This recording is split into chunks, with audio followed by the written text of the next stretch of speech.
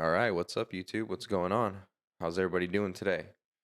On this Sunday, this should be uploaded. I don't think I've made a video on this before, just because, to be honest, it's been a pretty long time where I haven't had stems. It seems like yeah, I'm just gonna have to mix to the 2-track, which is fine because I think there are some ways to work around it and still get it to sound like super full and present, and making sure that it hits. Either the 808s are hitting almost too hard, or the track, as everybody knows, is always super limited. In this case, you can see it's not really that limited. There's definitely a limiter on there, you can see by the waveforms, but it's not like a straight brick all the way across. But I will say that the bass is definitely hitting hard. I just kind of wanted to show you some techniques, or a technique.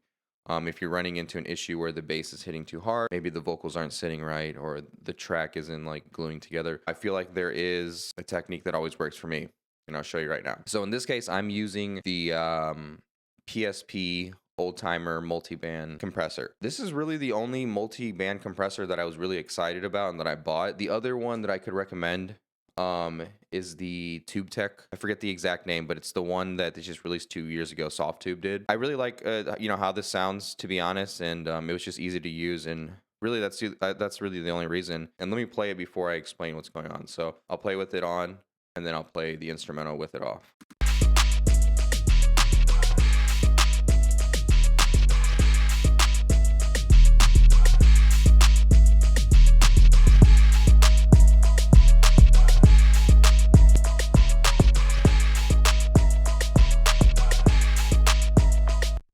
So yeah, as you can hear, huge difference. I mean, even me now listening back, I didn't realize how much bass there was. I mean, I knew obviously because I had to do this, but now listening back, this is the first time I've listened to it without it. Yeah, there's a lot of bass you can hear, and you can definitely hear the instrumental, like all the other instruments, disappear and get overshadowed and overpowered by the 808s. Especially when it comes to 808. 808s can be tough for sure. The release is like really long because obviously it's like an 808, it's like a bass element.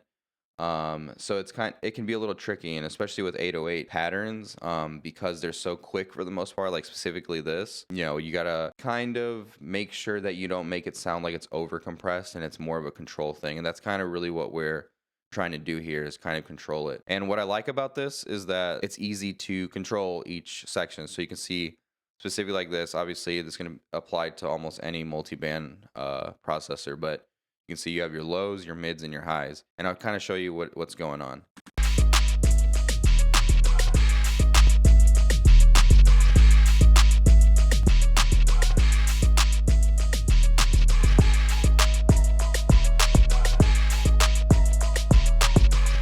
So as you can hear, the low is obviously taming a lot of that. And I'm never really shooting for any specific number. I'm just kind of, especially in this case, because it's more about, like I said, controlling it than it is trying to shoot for something specific.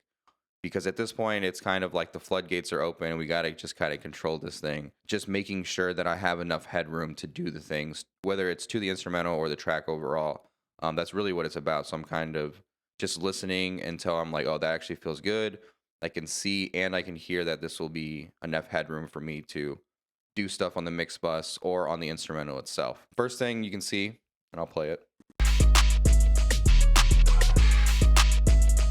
Kind of like I don't know, regular ratio. To be honest, I think this is the default ratio. You can see that I kind of took down the gain on the 808 because that's what we're doing. We're trying to control it.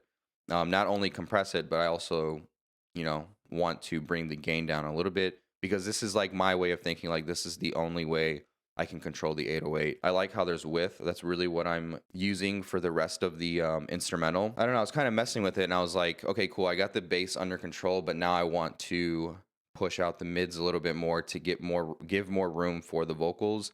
And I want to push out those highs because I want to make sure that I'm able to hear the hi-hats or anything that's up in that really high range on the instrumental, because we don't have any control over any of the individual elements in the instrumental. So we have to use something like this to make sure that we have control over those things. And I'm not really going to go over the attack and release. I mean, because like I said, this is all going to depend on your individual instrumental, or if you're running into this issue on your own track. I'm just assuming that everybody's gonna understand attack and release and ratios. This is more about just like what I'm doing. But then for the mids, you can see, like I said, I pushed out the width a little bit more with that, and the same thing with the highs because it's pretty much the same. I didn't want to go too crazy because I don't want it to phase out, and I also really didn't feel like I needed anything more than what I already did. It's just a little bit of taste. Like I said, I just want to push those out, and here, I'll play it again just so we can hear the difference.